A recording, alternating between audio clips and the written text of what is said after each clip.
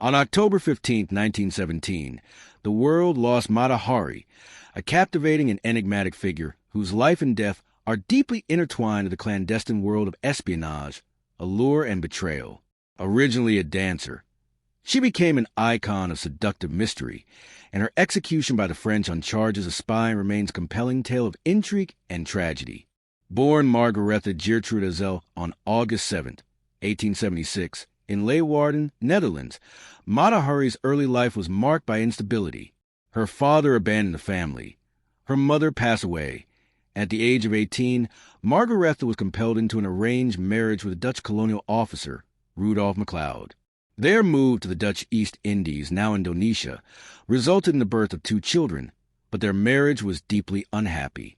MacLeod was reportedly abusive, and their relationship was scarred by the tragic death of their son, allegedly from poisoning.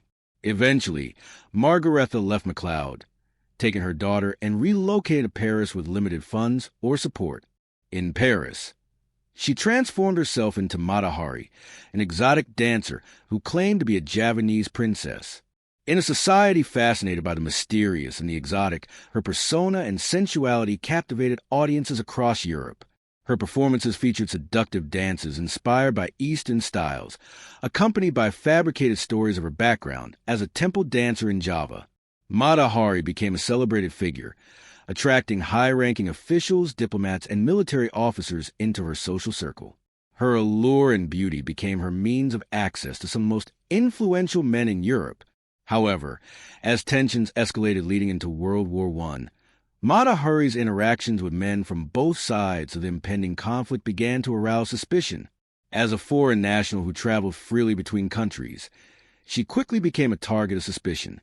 France, Germany, and Britain were locked in a brutal war, each fearing infiltration by enemy spies.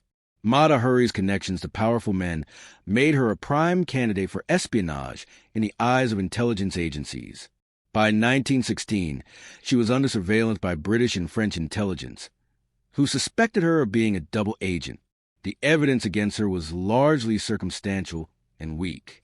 While she did receive money from German sources and had relationships with German officers, Mata Hari consistently maintained that she accepted funds only as gifts from admirers, not as payment for espionage. When questioned, she vehemently declared her innocence, insisting that she had no genuine interest in politics or military affairs.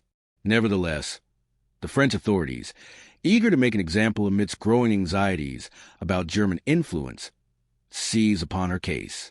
In February 1917, Mata Hari was arrested in Paris. Her trial proceeded swiftly, and the evidence presented was predominantly circumstantial. French military prosecutor Pierre Bouchardon portrayed her as a quintessential femme fatale, a woman who used her sexuality to seduce and ultimately betray. He alleged that her intelligence work directly contributed to the deaths of thousands of French soldiers. She was accused of being a double agent and was assigned the codename H-21. The prosecution's case heavily relied on intercepted German telegrams that supposedly implicated Mata Hari in espionage activities. However, many historians now suggest that these messages were intentionally ambiguous, possibly even fabricated by the Germans to mislead the Allies. Regardless, in a climate of fear and paranoia, Mata Hari's guilt seemed to have been predetermined by public opinion. Her defense was ineffective, and the court's prejudice against her was evident. On July 25, 1917, she was convicted and sentenced to death by a military tribunal. Mata Hari faced her execution on October 15, 1917, with remarkable composure. On the morning of her death, she dressed elegantly in a dove-gray suit and donned a 3-cornered hat. Reports indicate that she refused a blindfold and stood tall, maintaining her poise until the very end. The execution took place in Vincennes, on the outskirts of Paris, where she was shot by a firing squad of 12 French soldiers. According to witnesses, her final words were, "I am ready." Some accounts even suggest she blew a kiss to her executioners before they fired. She was buried in an unmarked grave, her body unclaimed by her family, and subsequently lost to history. To this day, Mata Hari's true role in the world of espionage remains a subject of debate. While some historians believe she was an innocent victim caught in the fervor of wartime paranoia, others speculate that she may have shared secrets, however minor, with her German lovers. However, she was likely never the master spy that her prosecutors portrayed.